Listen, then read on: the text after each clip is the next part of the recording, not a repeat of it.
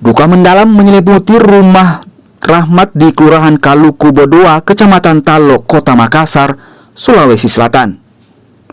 Sang adik bungsunya meninggal dunia dengan luka tembak di dahinya pada 5 Mei 2024. Rahmat bilang saat kejadian dirinya dan sang adik Faris keluar rumah karena informasi adanya pelaku pencurian yang dikejar warga di sekitar jalan galangan kapal. Namun tiba-tiba adiknya terkapar setelah adanya suara ledakan senjata.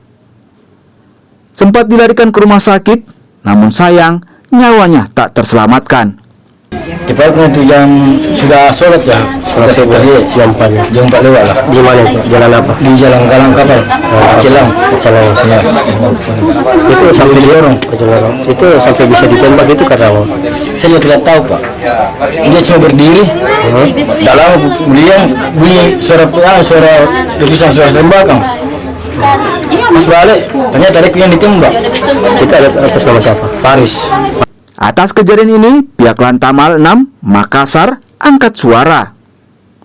Pihaknya telah menahan pelaku penembakan dan juga menyita senapan angin sebagai barang bukti. Hasil penyelidikan, pelaku menembak sebanyak 2 kali dan melukai 2 orang. 1 meninggal dunia dan lainnya dalam perawatan di Rumah Sakit Wahidin Sudirohusodo, Makassar. Sementara sekarang masih dilakukan selesai penyelidikan, kemudian penyidikan, proses hukum tetap berjalan sesuai dengan aturan yang berlaku. Untuk hukumannya nanti akan dari hasil proses penyidikan tersebut. Langsung ditahan atau seperti apa? Sudah ditahan sekarang. Satu lagi untuk upaya koordinasi dengan pihak kepolisian seperti apa? Koordinasi dengan pihak kepolisian sangat baik dengan personil penyidik dari Pomal Lantamal 6 dengan Polsek di sekitar TKP. Atas kejadian ini, pihak Lantamal 6 menyampaikan permintaan maaf dan berduka cita atas meninggalnya Faris dan berjanji akan menyelidiki kasus ini.